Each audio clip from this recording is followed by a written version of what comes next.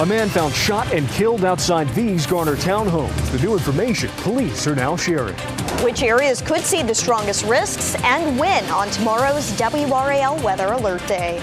Just before graduation, an NC Central basketball player dies. The emotional toll his death is having on the community.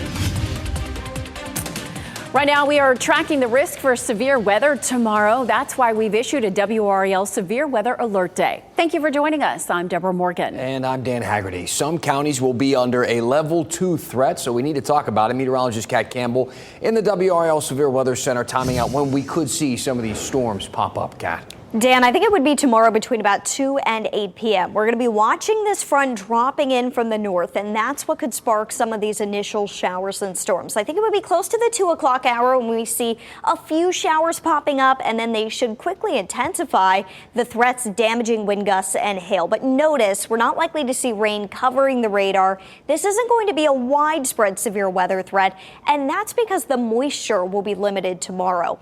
But any showers that do develop should quickly develop, and that's because of the other 3 ingredients that you need for severe weather all around in the atmosphere. Because of this, there is a level 2 threat east of I-95. This does include Wilson, parts of Johnston County, Goldsboro, down toward Fayetteville, and a level 1 threat including all of the Triangle and the Sandhills there in green. We'll be closely monitoring the radar. A good idea to download the WRAL weather app, turn on your severe weather notifications in advance of these storms. I'll let you know what you can expect after the front moves through coming up. All right, talk to you then. Thanks, Kat.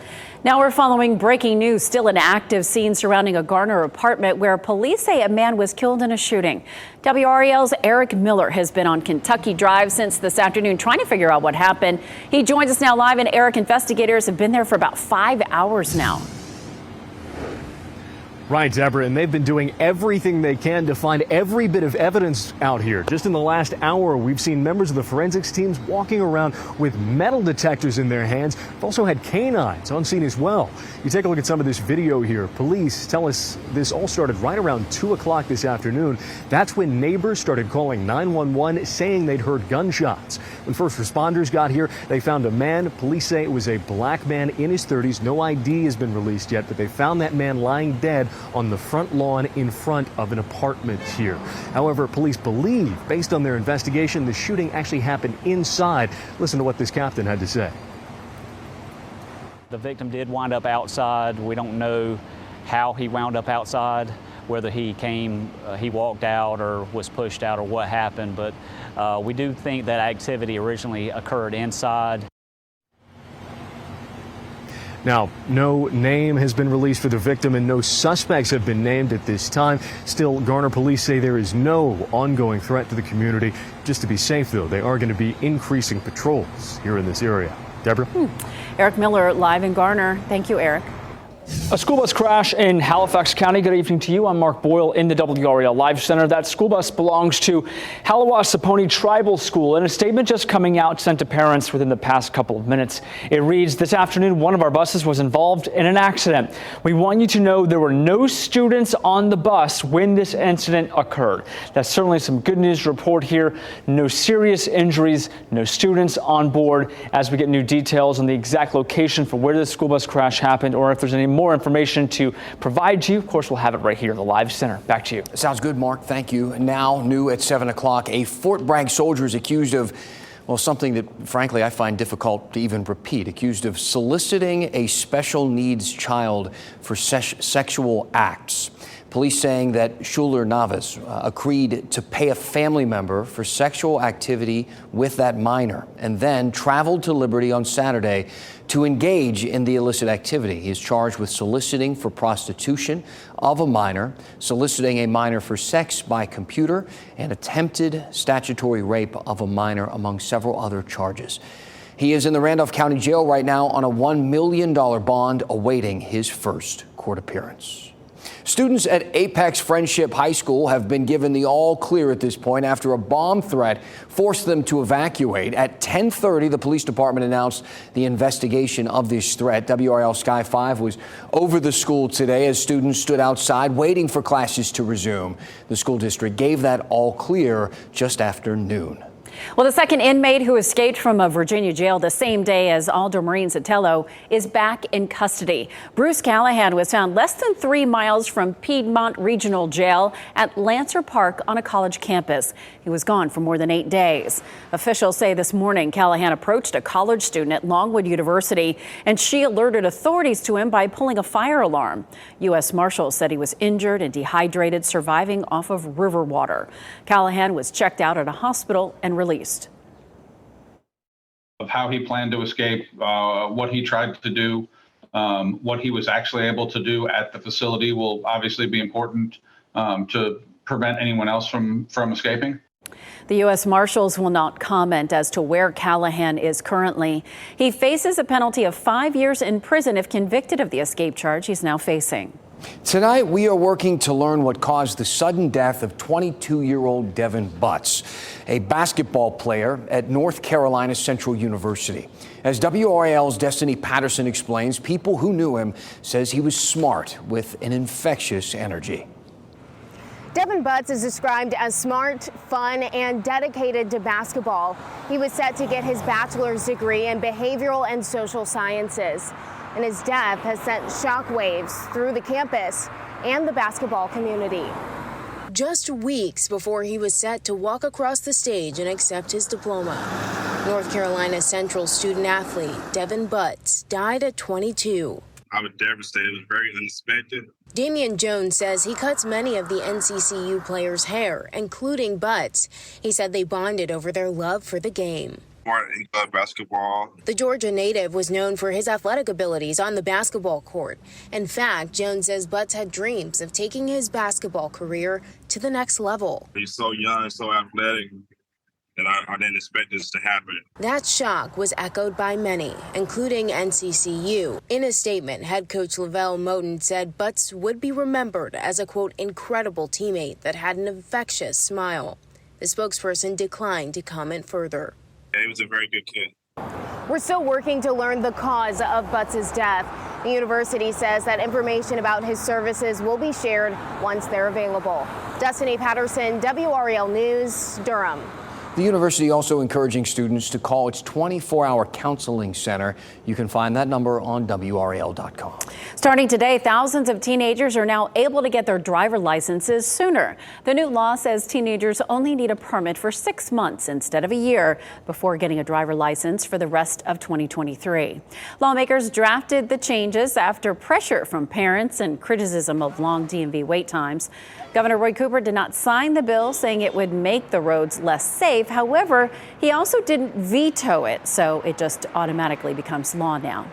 Still ahead, a first look at damage from a tornado in North Carolina. What the National Weather Service is saying after the twister touched down in the area for the first time in more than 40 years. Plus, a driver called 5 on your side after he says he got no warning and was towed from a parking lot. You can't be faulted if something isn't marked properly. Why Durham police say they disagree. Live from WRAL News headquarters in Raleigh, your #1 source for local news. WRAL News, coverage you can count on. A well-known dairy farmer from Alamance County is fighting for his life at a UNC hospital. The family of Randy Lewis says a bull attacked him on his farm over the weekend. His family has owned Rand-Lew Milk Company in Snow Camp for generations. The family says Lewis has broken bones, punctured lungs, and cuts all over his body. Right now, he's in the ICU getting reconstructive surgery. The family set up a GoFundMe page to help with the medical expenses. Oh boy, let's hope he's back on his feet soon. Hey, check your freezer. I know a lot of you shop at Trader Joe's. There's been 9 cases of hepatitis A connected now to frozen strawberries sold at Trader Joe's. Take a look at your screen. If you have the bag you see there of the organic tropical fruit blend, return them or just throw them out. All the cases of hepatitis A, we should say, connected to this recall are on the West Coast, but these organic tropical fruit blends were distributed nationwide. The affected bags have a best buy date from April 25th to June 7th, 2024. Be careful where you park in Durham. If you parked in the wrong spot, you could be towed without getting any kind of warning. 5 on your side's Keely Arthur started digging into one viewer's towing complaint and found out why you need to know who owns the spot you're parking in. There's a state statute that requires private parking lots to put up signs like this one that warn anyone who parks here without permission that they could be towed. Now, the sign only applies to certain cities and counties, including the city of Durham. But the way the city and the police department there interpret it means that you actually don't need a sign or any warning, and you can still get towed.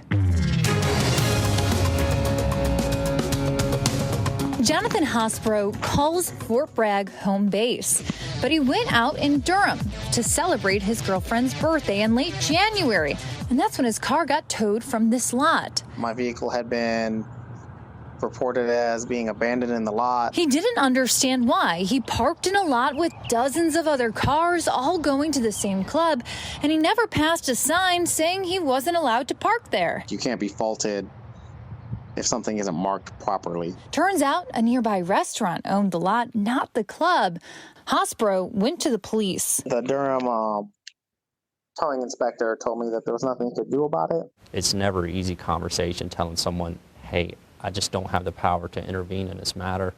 A state statute that applies in the city of Durham says that every entrance of a private lot has to have 24-inch by 24-inch signs warning you could be towed. This lot didn't have the required signs at all 3 entrances when Hossborough parked there. But Durham police told us that didn't matter. And why doesn't it make a difference? It's private property. In follow-up questions over email, they explained their interpretation of the statute is that signage is required in order to charge someone with an infraction and fine them for parking in a private lot without permission. But Durham police say the statute, quote, does not create a prerequisite of signage in order for the property owner to remove a vehicle from his or her premises. Really, it's a private business owner. They own the property, they take care of it, they maintain it. They don't want your car, they can have it removed, and then it's ultimately a civil issue between you, the business, and the towing company. The statute also required the towing company to tell Hossborough about his right to challenge the tow, but that didn't happen. And the towing inspector didn't provide that information either. He said my best hope would be to contact my bank about it and contact the North Carolina Attorney General for Consumer Goods.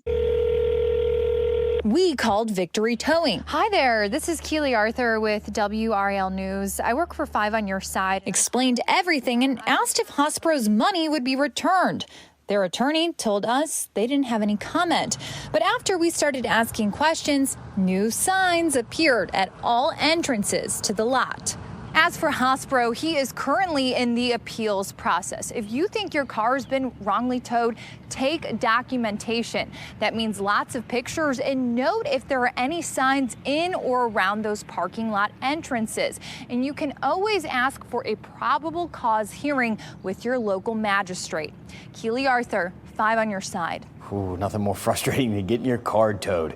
This ordinance does not apply everywhere in North Carolina, we should mention. To see where it is in effect and what police say you should do to prevent being towed, look for this story on WRAL.com.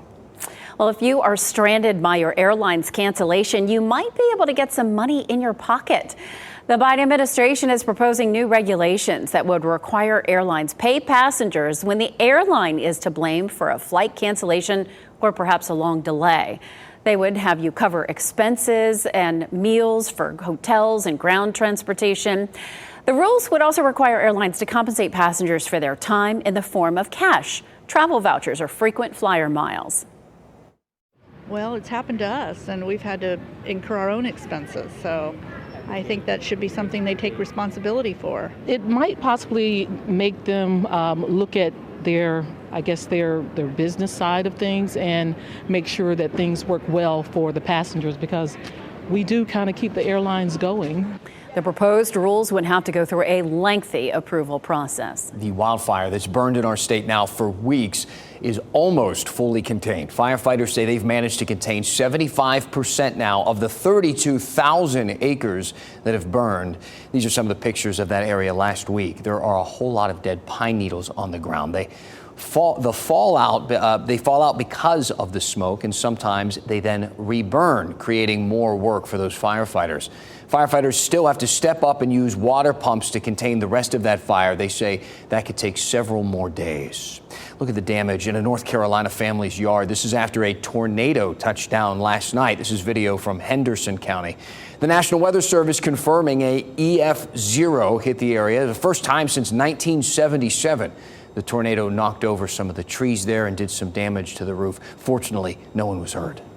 Well, let's take you to Carolina Beach right now. Boy, what a beautiful sight this is. It hit 90 today along the coast. Meteorologist Kat Campbell joining us now in the WRAL Severe Weather Center. Boy, we're well into May. It's starting to heat up, Kat. It is. It's starting to feel more like summer outside. And tomorrow you are really going to feel it. It's going to be hot.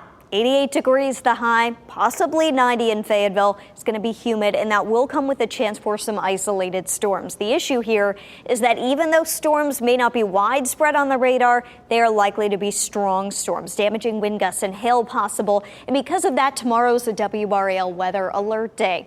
Wednesday and Thursday look beautiful behind tomorrow's cold front. Check out these numbers: 76 degrees Wednesday, 80 on Thursday, dew points in the 50s, so low humidity, very comfortable air, and with plenty of sunshine, it's just going to be a beautiful middle part of the week. Temperatures sitting at 82 in Raleigh right now, but look to the northwest: 53 in Chicago, 75 in Minneapolis, 54 in Cleveland, 66 in New York City, and that's some of the more comfortable air that's going to be dropping in from the north as we watch this front drop in tomorrow. And that front will also help to trigger some of those isolated thunderstorms. Futurecast showing the front well to our north tomorrow morning. It's as we get into the afternoon, likely between about 2 and 8 o'clock, that we could see some of these scattered thunderstorms move through the area.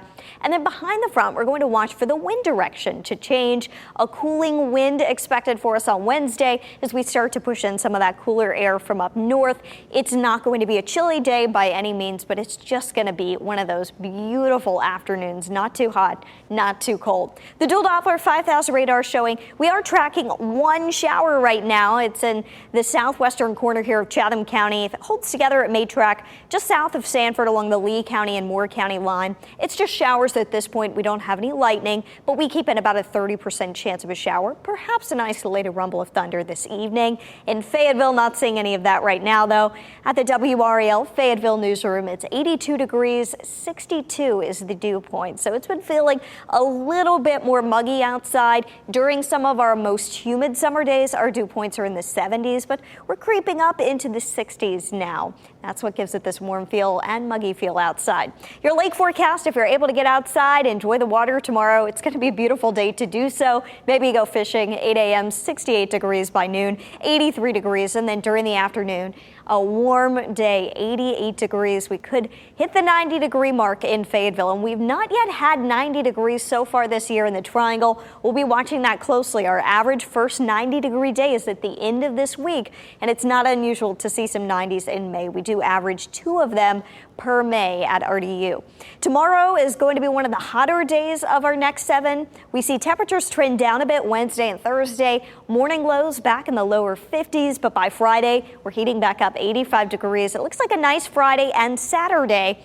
Right now, we have about a 40% chance for rain and storms for Mother's Day. There's still time for that to change, and it doesn't look like a washout, so I encourage you, keep checking back in for updates, and we'll help you plan around for your Mother's Day weekend. Regardless, it is going to be hot out there. All right, good to know. Thank you, Kat. A North Carolina native is celebrating a big honor. She's now won a Pulitzer Prize.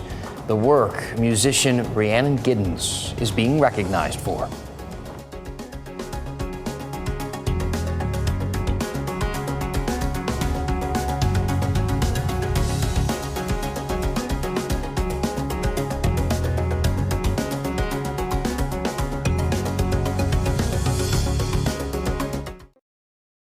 Live from WRAL News headquarters in Raleigh, your number one source for local news. WRAL News, coverage you can count on.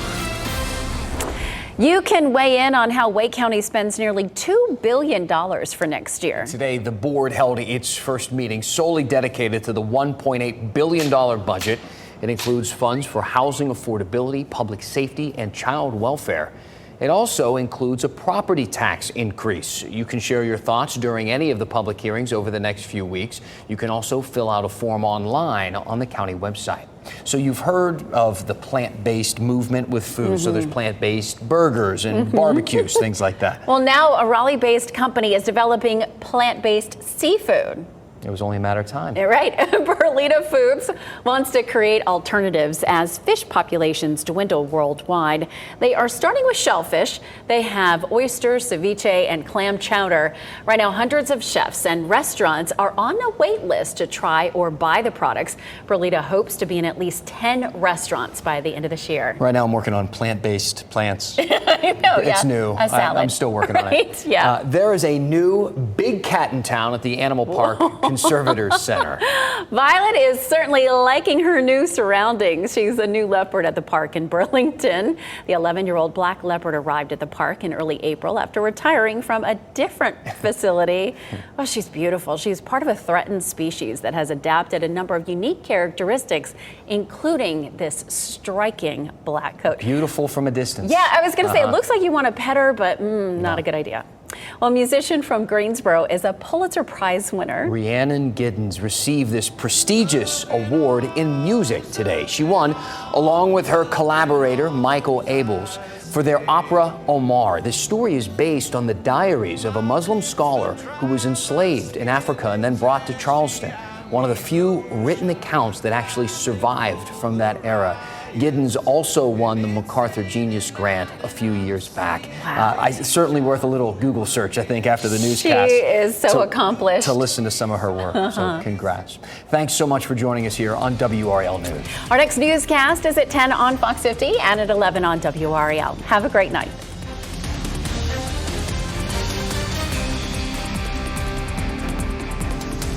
Keep watching WRAL News over the air Channel 34 and Spectrum Channel 1257.